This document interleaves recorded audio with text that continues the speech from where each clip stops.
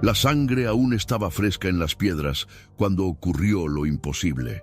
Vi imperios caer, presencié batallas que transformaron naciones, pero nunca, jamás vi a la propia muerte retroceder ante un hombre moribundo. Ustedes que están viendo ahora, prepárense, porque la historia que voy a contar no es solo religión, es sobre el día en que la realidad se fracturó y se reconstruyó de una manera que aún resuena en cada rincón del planeta. 3 días. Fueron solo 3 días los que separaron el mundo antiguo del mundo nuevo. Y si se quedan conmigo hasta el final, comprenderán por qué miles de millones de personas aún llevan el peso de un día en que imperios cayeron, naciones temblaron, pero nada se compara con lo que ocurrió. Su influencia crece más fuerte con cada día que pasa. El cielo se oscureció al mediodía. No era un eclipse. Los astrónomos confirman que no estaba previsto ningún eclipse. Era algo distinto, una oscuridad que descendió sobre Jerusalén como un manto pesado. El aire se volvía más denso cada minuto, como si el propio mundo contuviera el aliento antes del momento que dividiría toda la historia humana en antes y después. En las calles, las personas se detuvieron, los comerciantes abandonaron sus mercancías, los niños se aferraron a las ropas de sus madres.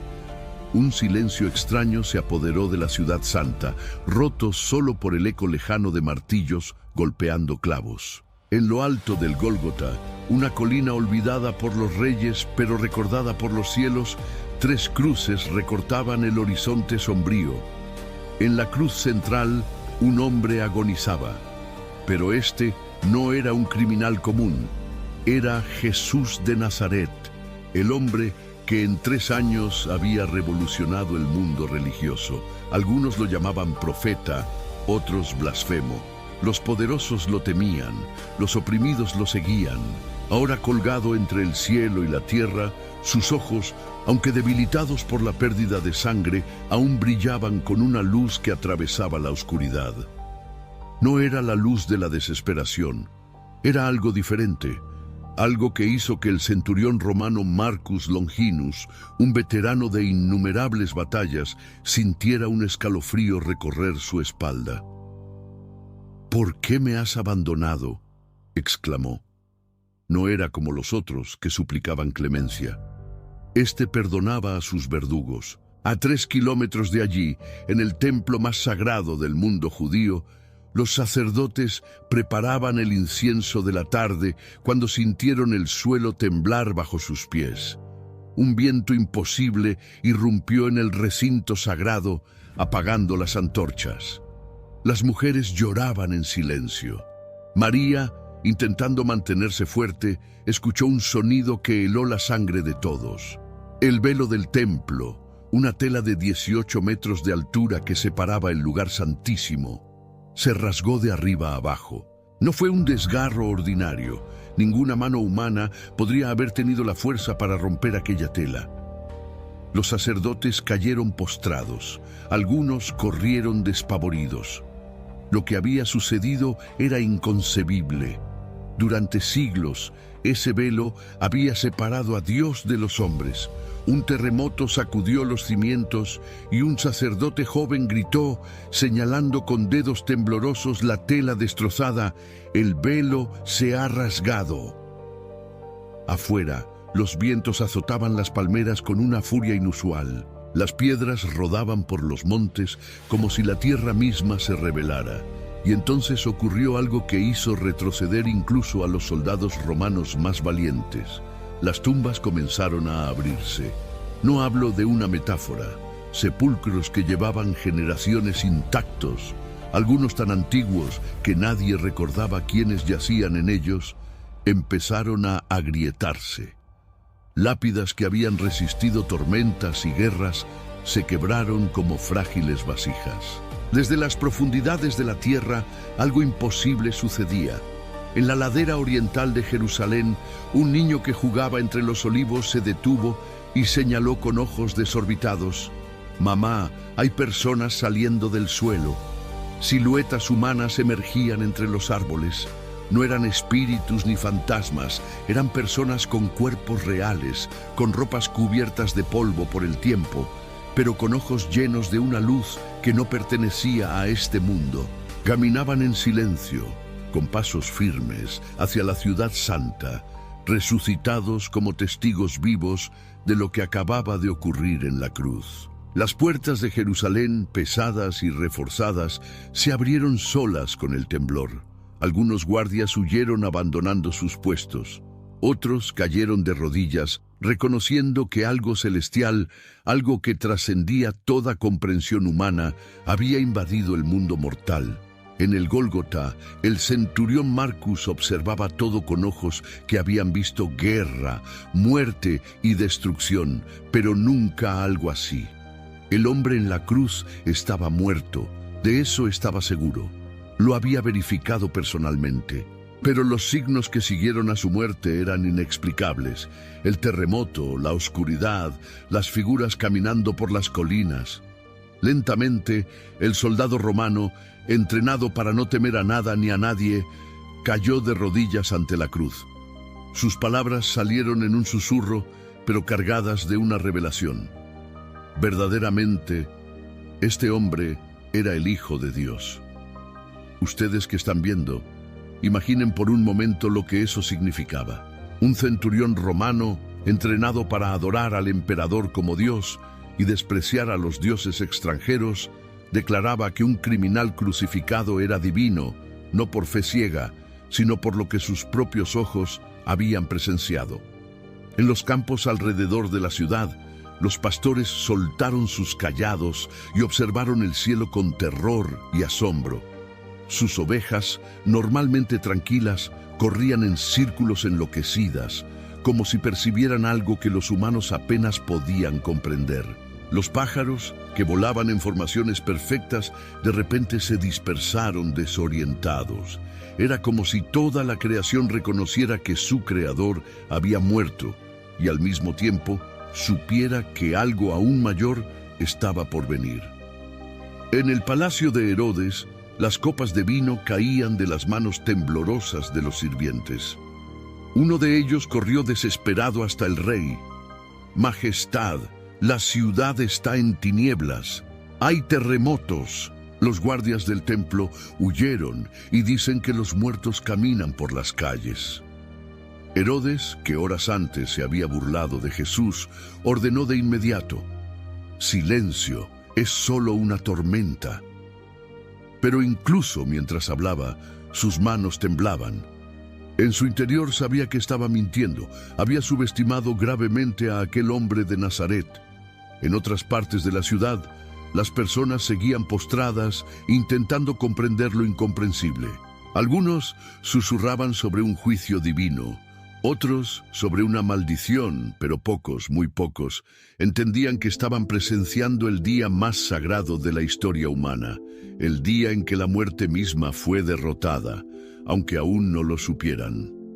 Las columnas del templo crujían como a punto de derrumbarse, pero no cayeron. El altar de sacrificios permanecía intacto, pero había perdido todo su significado, porque el sacrificio definitivo ya no estaba sobre piedras frías, sino que había sido ofrecido en carne y sangre, una vez por todas, por toda la humanidad. En el mundo invisible, en los reinos espirituales más allá de la percepción humana, incluso los demonios temblaban. Sabían lo que los hombres aún no podían comprender completamente, que en ese momento, con aquel último suspiro, las cadenas de la muerte habían sido rotas para siempre. 3 días pasaron, 3 días que parecieron una eternidad para quienes habían seguido a Jesús. Su cuerpo fue sepultado apresuradamente, ya que las leyes judías no permitían que permaneciera expuesto durante el sábado. José de Arimatea, un miembro del consejo que secretamente seguía a Jesús, ofreció su propia tumba, recién excavada en la roca viva. El cuerpo fue envuelto en lino fino con 100 libras de mirra y áloe, una cantidad exorbitante de especias, suficiente para embalsamar a un rey. Luego fue colocado en la cueva y una piedra circular de más de 1 tonelada fue rodada para sellar la entrada. Pero los líderes religiosos no estaban tranquilos. Recordaban bien las palabras de Jesús: «Destruyan este templo y en 3 días lo levantaré». Durante su juicio se habían burlado de esas palabras. Ahora, después de todo lo ocurrido el viernes, ya no se reían. «Necesitamos asegurarnos de que sus discípulos no vengan a robar el cuerpo», dijo Caifás al procurador romano. «Si fingen que resucitó, el último error será peor que el primero». Pilato, hastiado de toda la situación, accedió a poner guardias en la tumba. No eran guardias comunes, eran soldados romanos, la fuerza militar más disciplinada del mundo. Sellaron la piedra con el sello oficial del César. Cualquiera que violara ese sello sería ejecutado de inmediato. ¡Qué ironía! Intentaban aprisionar al que es la propia vida. El sábado pasó en silencio. Los discípulos permanecían escondidos, traumatizados, temiendo ser arrestados y crucificados también. Pedro lloraba amargamente, recordando cómo había negado conocer a Jesús 3 veces consecutivas. Judas ya se había ahorcado, consumido por el remordimiento de su traición. Todo parecía haber terminado. 3 años de milagros, de esperanza, de sueños de un reino restaurado. Todo destruido en unas pocas horas de horror en el Gólgota. Pero entonces llegó el domingo, el primer día de la semana, y con él, el evento que cambiaría no solo el destino de aquellos hombres atemorizados, sino el curso de toda la historia humana. María Magdalena caminaba por el sendero polvoriento hacia la tumba. Llevaba lino perfumado para ungir el cuerpo según la costumbre judía. Con ella iban otras mujeres, María, madre de Santiago, Salomé y algunas más que habían seguido a Jesús desde Galilea. Caminaban en silencio, sumidas en recuerdos. Jesús había transformado sus vidas. María Magdalena, de quien había expulsado 7 demonios, le debía todo. Las otras también llevaban historias de liberación, sanidad y esperanza restaurada. «¿Quién nos moverá la piedra?», preguntó una de ellas mientras se acercaban al jardín. Era una preocupación legítima. La piedra era demasiado pesada para que ellas pudieran moverla, pero al llegar a la tumba se detuvieron abruptamente. La piedra estaba removida, no solo empujada a un lado, sino completamente desplazada, como si hubiera sido levantada y colocada a distancia. «Los guardias. ¿Dónde están los guardias?», susurró María, mirando a su alrededor con creciente inquietud. Lentamente, con el corazón acelerado, María Magdalena se acercó a la entrada. Sus manos temblaban al apartar la tela que cubría la abertura. Lo que vio la hizo retroceder, cubriéndose los ojos. La tumba estaba vacía, pero no solo vacía. Brillaba con una luz suave, dorada, que no provenía de ninguna antorcha o lámpara. Y donde debería estar el cuerpo, había 2 hombres con vestiduras resplandecientes, uno a la cabecera y otro a los pies del lugar donde Jesús había sido colocado. Las mujeres cayeron postradas, tomadas por un terror sagrado. Nunca habían visto seres como aquellos. Sus ropas parecían hechas de luz pura, y sus rostros irradiaban una autoridad que trascendía todo lo conocido. «¿Por qué buscan entre los muertos al que vive?», preguntó uno de los ángeles, con una voz que resonaba con poder y compasión a la vez. «No está aquí. Ha resucitado como había dicho. Recuerden cómo les habló, estando aún en Galilea, que el Hijo del Hombre debía ser entregado en manos de hombres pecadores, ser crucificado y al tercer día resucitar». Las palabras cayeron sobre ellas como un relámpago. De repente, todo tenía sentido. Las predicciones de Jesús sobre su muerte y resurrección, que habían escuchado pero no comprendido del todo, ahora se hacían realidad ante sus ojos. «Vayan rápidamente y digan a sus discípulos que ha resucitado de los muertos», continuó el ángel. Él los espera en Galilea, allí lo verán. Esto es lo que les he dicho. Lo que sucedió a continuación rompió todos los protocolos de la época. Las mujeres, que según la ley judía no podían ni siquiera ser testigos en tribunales, se convirtieron en las primeras mensajeras de la resurrección. Corrieron por las calles de Jerusalén, llorando y riendo al mismo tiempo, proclamando la noticia más imposible y, a la vez, más esperada de la historia. Vive, Jesús vive. Pero no todos creyeron de inmediato. Cuando llegaron al refugio de los discípulos, sus palabras fueron recibidas con escepticismo. «Estas mujeres están perturbadas por el dolor», murmuró alguien. «Es imposible, lo vimos morir». Sin embargo, Pedro y Juan sintieron algo arder en sus corazones. Sin decir una palabra, corrieron hacia la tumba. Juan, más joven, llegó primero, pero dudó en la entrada. Pedro, impulsivo como siempre, entró directamente a la cueva. Lo que vieron los dejó sin palabras. El lino que había envuelto el cuerpo estaba allí, pero no desordenado, como estaría si alguien hubiera robado el cuerpo. Estaba cuidadosamente doblado y el sudario que cubría el rostro estaba aparte, en un lugar separado. Era como si el cuerpo simplemente hubiera desaparecido de dentro de las vestiduras mortuorias. En ese momento, Juan comprendió. «Ha resucitado», susurró. Y por primera vez en 3 días, sus ojos se llenaron de lágrimas de alegría en lugar de desesperación.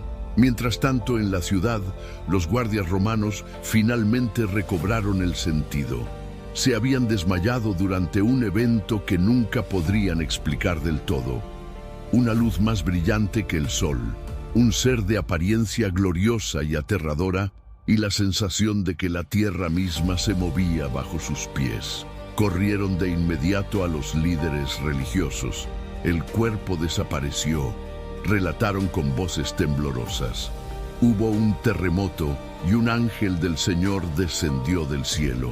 Su apariencia era como un relámpago y sus vestiduras blancas como la nieve. Temblamos y quedamos como muertos. El Sanedrín se reunió en una sesión de emergencia. La situación estaba fuera de control. Si la noticia de la resurrección se propagaba, sería imposible contenerla. «Tomen este dinero», dijo Caifás, entregando una pesada bolsa de monedas a los guardias. «Digan que los discípulos vinieron de noche y robaron el cuerpo mientras dormían. Si esto llega a oídos del gobernador, nosotros los libraremos del problema». Era una historia absurda. Soldados romanos admitiendo que durmieron durante su guardia era un delito castigado con la muerte, pero el soborno era lo suficientemente generoso como para comprar su silencio. Aquella misma noche, mientras los discípulos aún intentaban procesar lo ocurrido, estaban reunidos en un aposento alto con las puertas cerradas por miedo a las autoridades judías. El ambiente estaba cargado de susurros y especulaciones. De repente, sin que ninguna puerta se abriera ni ventana se moviera, Él estaba allí, en medio de ellos, vivo, real, inconfundible. «Paz a ustedes», dijo.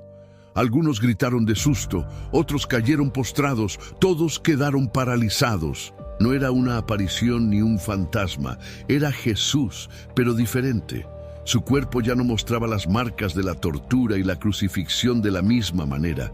Había una gloria, una majestuosidad que no tenía antes. «¿Por qué están perturbados?», preguntó con la misma voz cariñosa que conocían. «Miren mis manos y mis pies, soy yo mismo, tóquenme y vean, porque un espíritu no tiene carne ni huesos, como ven que yo tengo». Pedro, que lo había negado 3 veces, se acercó temblando y tocó las marcas de los clavos. Eran reales. Todo era real. El hombre que habían visto morir en la cruz estaba allí, vivo, hablando con ellos, respirando, sonriendo. «¿Tienen algo de comer?», preguntó Jesús. Le ofrecieron un pedazo de pescado asado y un panal de miel. Él comió en su presencia, demostrando que no era solo un espíritu, sino que había resucitado con un cuerpo real, glorificado. pero tangible. Tomás no estaba presente en ese encuentro. Cuando los demás discípulos le contaron lo sucedido, su respuesta fue contundente. Si no veo en sus manos las marcas de los clavos, y no pongo mi dedo en el lugar de los clavos, y mi mano en su costado, no creeré. 8 días después, estaban todos reunidos nuevamente, incluyendo a Tomás. Una vez más, Jesús apareció en medio de ellos, atravesando paredes como si fueran aire. Se dirigió directamente a Tomás. «Pon aquí tu dedo y mira mis manos.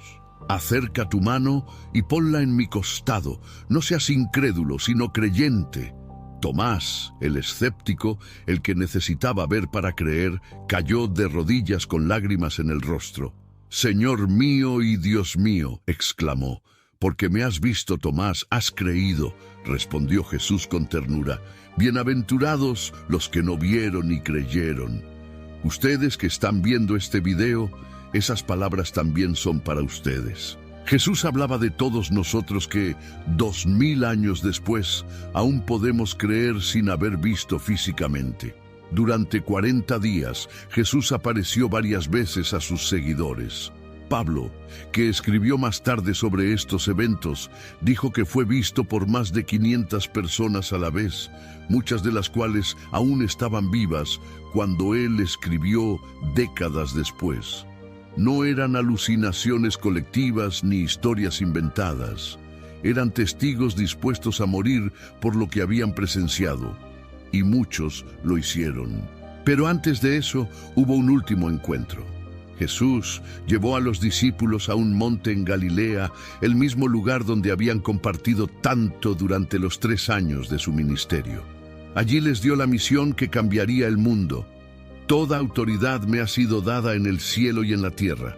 Por tanto, vayan y hagan discípulos de todas las naciones, bautizándolos en el nombre del Padre, del Hijo y del Espíritu Santo, enseñándoles a obedecer todo lo que les he mandado. Y yo estaré con ustedes todos los días, hasta el fin del mundo». Era una orden imposible para un grupo de hombres simples, en su mayoría pescadores sin educación formal. Hacer discípulos de todas las naciones parecía inalcanzable cuando apenas podían convencer a sus propios vecinos. Pero Jesús no los dejaría solos. «Permanezcan en Jerusalén», ordenó, «hasta que sean revestidos de poder desde lo alto».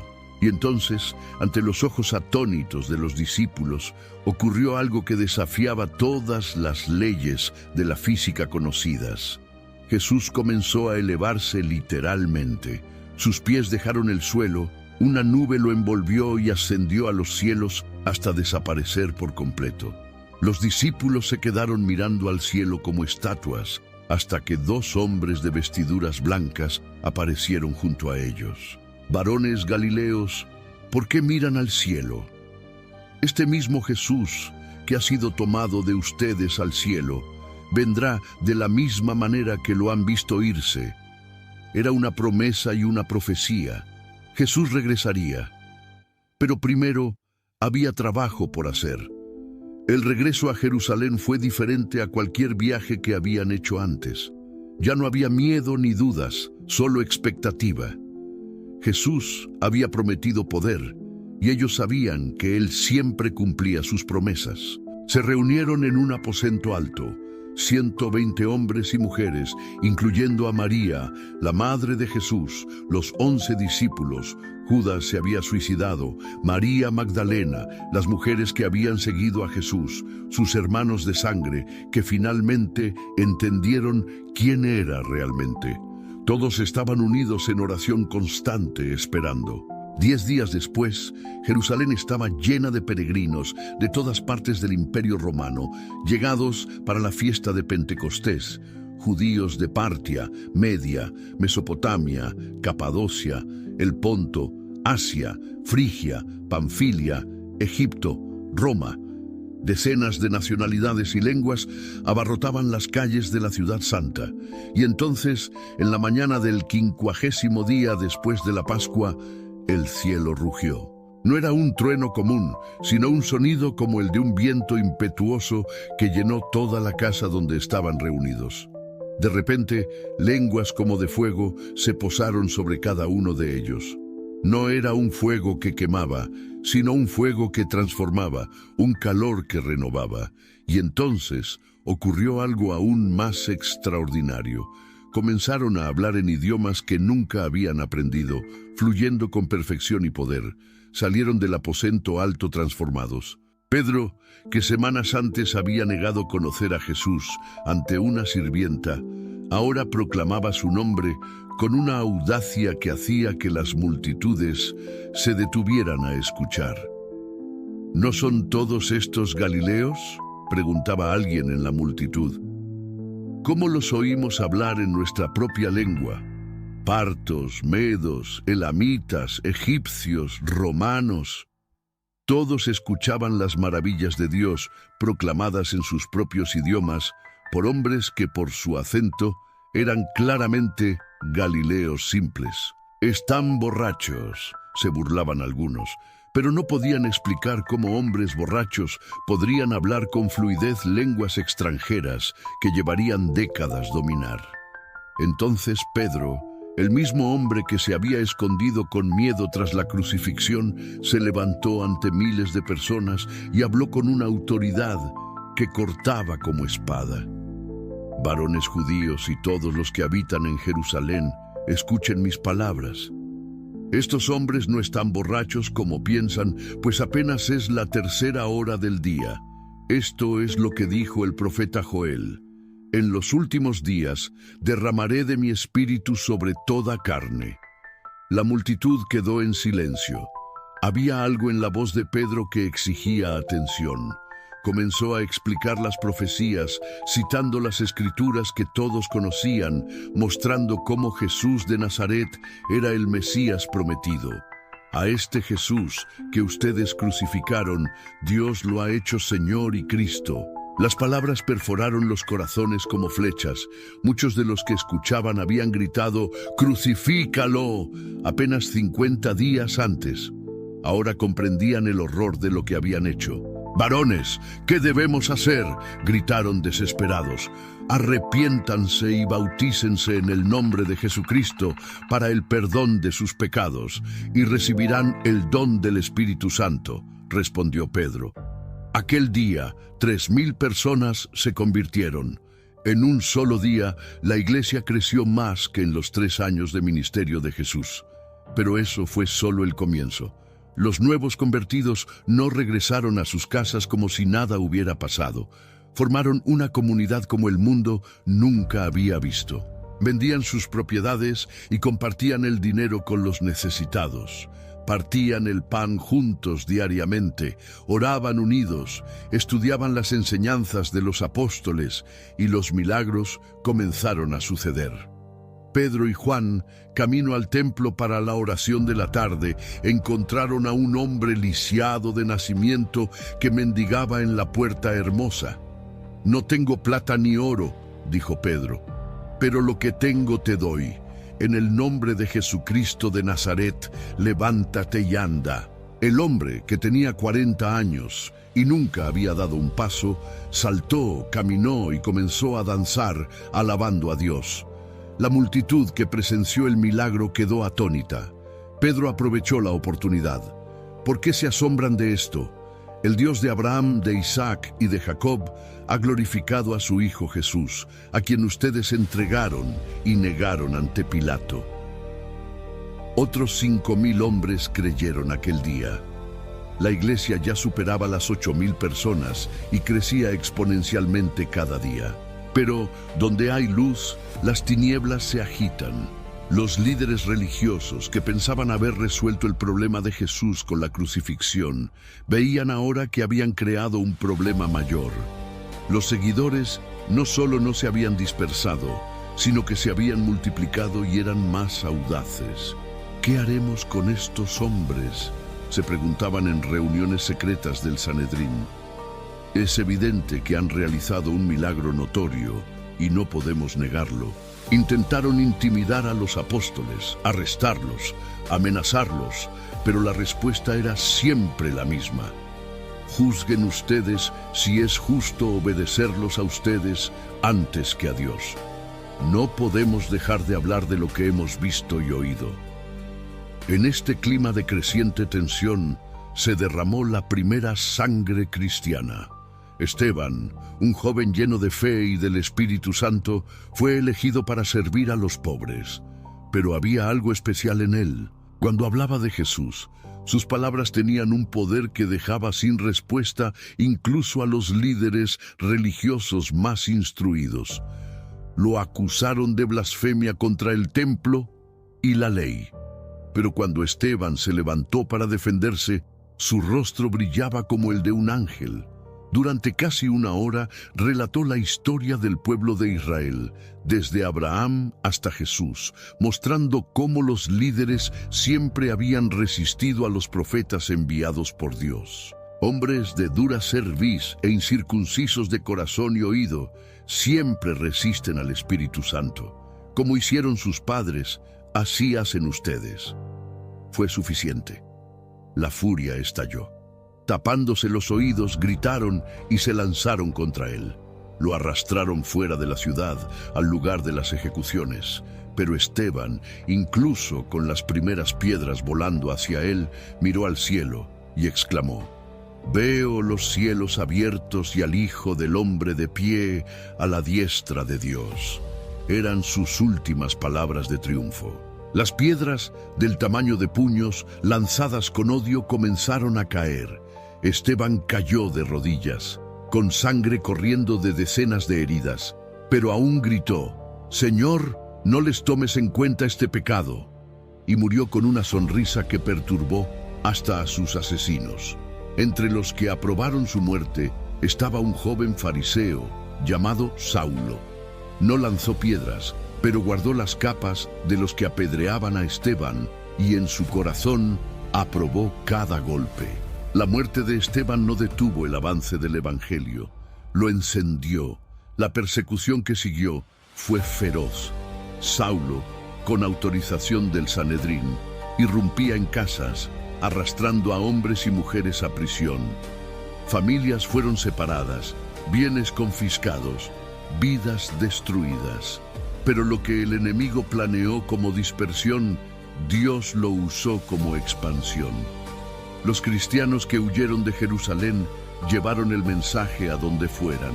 Felipe llegó a Samaria, un territorio enemigo para los judíos, y proclamó a Cristo allí. Sucedieron milagros extraordinarios. Paralíticos fueron sanados, demonios expulsados, y hasta un mago famoso, Simón, creyó y fue bautizado. El mensaje cruzaba fronteras étnicas y geográficas. Un eunuco etíope, ministro de la reina Candas, regresaba de Jerusalén cuando Felipe fue sobrenaturalmente guiado a su encuentro. El hombre leía al profeta Isaías, pero no entendía. ¿Comprendes lo que lees?, preguntó Felipe. «¿Cómo podré si nadie me explica?», respondió el eunuco, invitándolo a subir a su carroza. Desde ese pasaje, Felipe le habló de Jesús. Antes de que terminara el viaje, el eunuco creyó y fue bautizado en un charco al borde del camino. La primera conversión documentada de un africano. El evangelio llegaba literalmente a los confines de la tierra. Mientras tanto, Saulo intensificaba su campaña de terror. Respiraba amenazas y muerte contra los discípulos. No se contentaba con perseguir a los cristianos de Jerusalén. Quería erradicar esa secta peligrosa de todo el imperio. Con cartas del sumo sacerdote, partió hacia Damasco, donde sabía que muchos seguidores de Jesús se refugiaban. Era un viaje de 6 días, y Saulo lo hizo con el corazón lleno de celo asesino, planeando arrestar a hombres y mujeres para llevarlos encadenados a Jerusalén. Pero al mediodía del último día, cuando Damasco ya se veía en el horizonte, el cielo explotó. Una luz más brillante que el sol del desierto lo cegó instantáneamente. Saulo cayó de su caballo y sus compañeros se postraron en terror. No era solo luz, era una presencia, una autoridad que hacía vibrar el aire. Una voz resonó en arameo, su lengua nativa. Saulo, Saulo, ¿por qué me persigues? Temblando de terror y ceguera, Saulo balbuceó: ¿Quién eres, Señor? Yo soy Jesús, a quien tú persigues. Dura cosa es para ti resistir al aguijón. Jesús, el hombre al que había ayudado a condenar, estaba vivo, glorificado, hablándole desde el cielo. Toda la teología de Saulo, toda su certeza de estar sirviendo a Dios, se derrumbó en segundos. Señor, ¿qué quieres que haga?, preguntó. Levántate, entra en la ciudad y se te dirá lo que debes hacer. Sus compañeros, que oyeron la voz pero no vieron a nadie, lo llevaron de la mano a Damasco, ahora ciego. Durante 3 días, el gran perseguidor permaneció sin comer ni beber, orando y ayunando. Las escamas que cubrían sus ojos eran nada comparadas con las que caían de su alma. En otra parte de la ciudad, un discípulo llamado Ananías tuvo una visión. El Señor le dijo: ve a la calle llamada Derecha y busca en casa de Judas a un hombre de Tarso llamado Saulo, que está orando. Ananías respondió con temor: Señor, he oído de muchos cuánto daño ha hecho este hombre a tus santos en Jerusalén. Tiene autoridad para arrestar a todos los que invocan tu nombre. Pero Dios insistió: ve, porque él es mi instrumento escogido para llevar mi nombre ante gentiles, reyes y los hijos de Israel. Yo le mostraré cuánto debe sufrir por mi nombre. Imaginen el valor que Ananías necesitó: acercarse al hombre que había venido a arrestar y posiblemente matar a cristianos como él. Pero obedeció. Al llegar, puso sus manos sobre Saulo y dijo: hermano Saulo. El perseguidor ahora era familia. Inmediatamente algo como escamas cayó de los ojos de Saulo y recuperó la vista. Fue bautizado, comió y se fortaleció.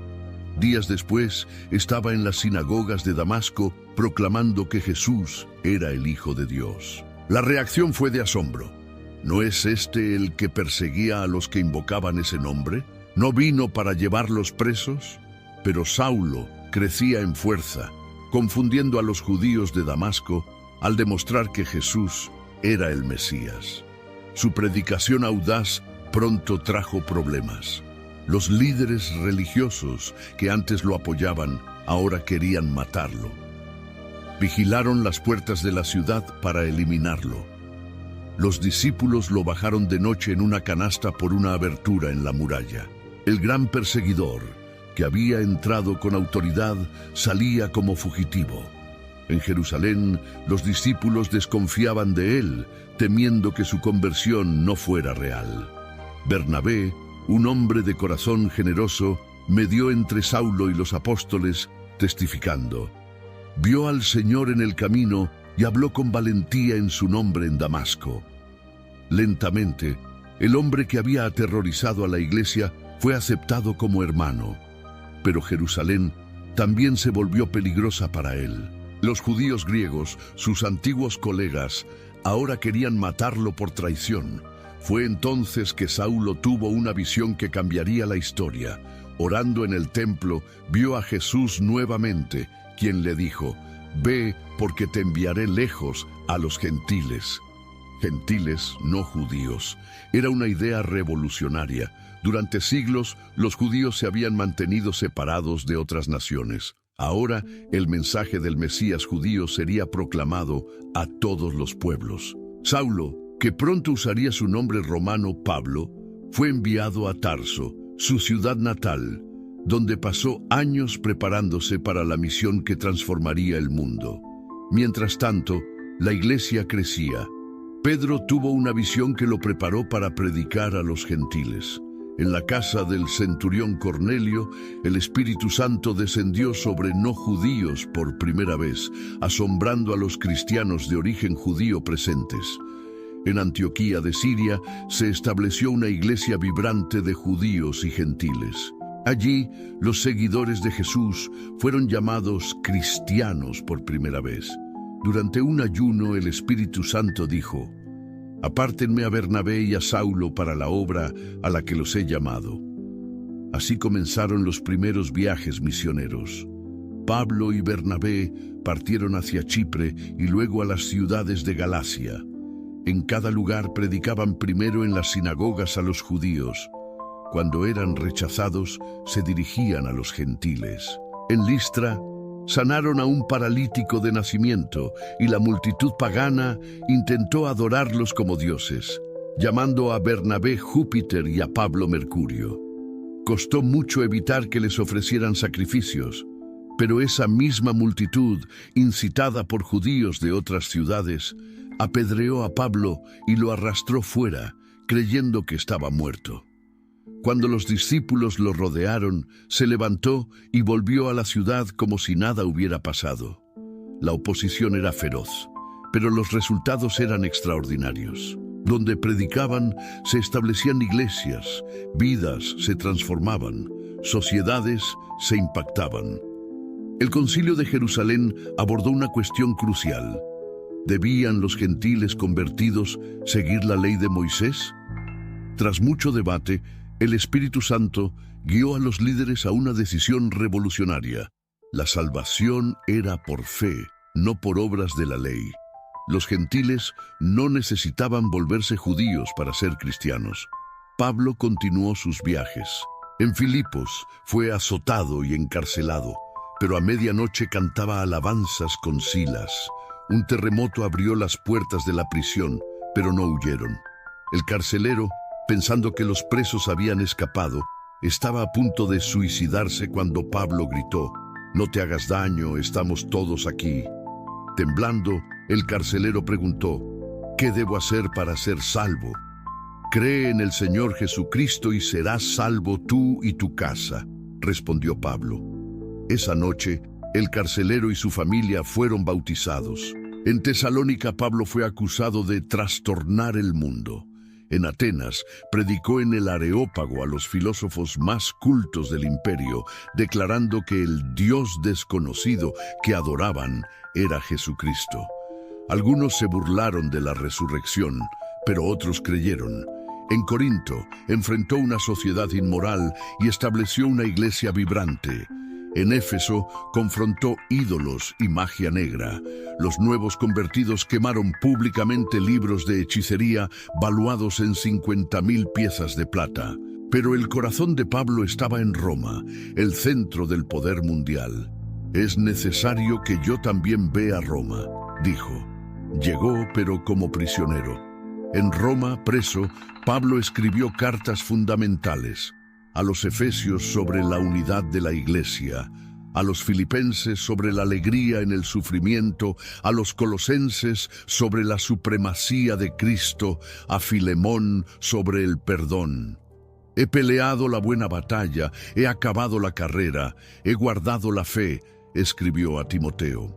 «Me está reservada la corona de justicia que el Señor, el juez justo, me dará en aquel día, y no solo a mí, sino a todos los que aman su venida».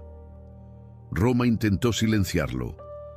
Lo decapitaron en la vía Ostiense, creyendo que su muerte apagaría el mensaje. Pero era demasiado tarde. Las semillas ya estaban plantadas en todo el imperio. Pedro también selló su fe con sangre, crucificado cabeza abajo, pues se consideraba indigno de morir como su Señor. Juan fue exiliado a Patmos, donde recibió la revelación del fin de los tiempos. Santiago fue decapitado por orden de Herodes. Uno por uno, los apóstoles dieron sus vidas por un mensaje que no podían negar. Pero cuanto más sangre cristiana se derramaba, más crecía la iglesia. La sangre de los mártires es la semilla de la iglesia, dijo Tertuliano décadas después. En las catacumbas de Roma, los cristianos se reunían en secreto para partir el pan y orar. En el Coliseo eran arrojados a los leones, pero morían cantando. El emperador Diocleciano lanzó la persecución más feroz de la historia, decidido a erradicar el cristianismo. Quemó Biblias, demolió iglesias, ejecutó líderes, incluso acuñó monedas celebrando la extinción del nombre cristiano. Pero menos de 10 años después, Constantino se convirtió en el primer emperador cristiano. La cruz símbolo de vergüenza, se transformó en símbolo de gloria. El imperio que intentó destruir el cristianismo fue conquistado por él. Ustedes que están viendo, noten la ironía de la historia. Líderes religiosos intentaron eliminar a Jesús con una cruz. Soldados sellaron su tumba. Emperadores persiguieron a sus seguidores. Pero cada intento de destrucción solo amplificó el poder del mensaje. No era una filosofía humana que pudiera refutarse, ni un movimiento político que pudiera aplastarse. Era la verdad de Dios irrumpiendo en la historia humana. Era la vida venciendo a la muerte, la luz disipando las tinieblas, el amor derrotando al odio. La revolución del reino no se logró con espadas, sino con amor. No con ejércitos, sino con testigos. No con palacios, sino con corazones transformados. Soldados se convirtieron, esclavos encontraron dignidad, mujeres fueron valoradas, niños protegidos. El mundo romano conocía muchos dioses, pero nunca uno que muriera por sus seguidores. Conocía muchas religiones, pero nunca una fe que transformara criminales en santos, cobardes en héroes, odio en perdón. Lo más impresionante es que todo comenzó con un grupo de hombres aterrorizados, escondidos en un aposento alto, llorando la muerte de su líder. Si la historia hubiera terminado en la cruz, habrían vuelto a sus redes de pesca, y Jesús sería solo una nota al pie en la historia de Israel. Pero la historia no terminó en la cruz. Terminó con una tumba vacía, una iglesia invencible y un mensaje que aún hoy transforma vidas en cada continente, nación, tribu y lengua. 2000 años después, más de 2.000 millones de personas llevan el nombre de Jesús. Se han escrito más libros sobre él que sobre cualquier otra persona. Más canciones se han compuesto en su honor, más arte se ha creado para celebrarlo, más vidas se han transformado por su mensaje que por cualquier otro ser humano. Todo comenzó con 3 días que lo cambiaron todo. 3 días que probaron que el amor es más fuerte que la muerte, que la verdad es más poderosa que la mentira y que ni la tumba puede contener la vida cuando Dios decide actuar. Esta es la historia más increíble jamás contada, porque no es solo una historia, es realidad. Y continúa escribiéndose hoy en cada vida que encuentra esperanza, en cada corazón que descubre perdón, en cada alma que pasa de las tinieblas a la luz. El mundo nunca fue el mismo. Y ustedes que han escuchado esta historia hasta el final, tampoco lo serán. Porque una vez que comprenden lo que realmente ocurrió en esos 3 días, una vez que entienden que la muerte fue derrotada para siempre, que el camino hacia Dios está abierto, que el perdón está disponible para todos, sin importar lo que hayan hecho, esa verdad lo cambia todo. El mismo mensaje que transformó pescadores en apóstoles, perseguidores en misioneros y cobardes en mártires, sigue disponible hoy. El mismo Jesús que salió victorioso de la tumba aún está vivo, aún transforma vidas, aún llama a las personas a seguirlo. Y quién sabe, tal vez la próxima vida transformada por esta historia sea la suya.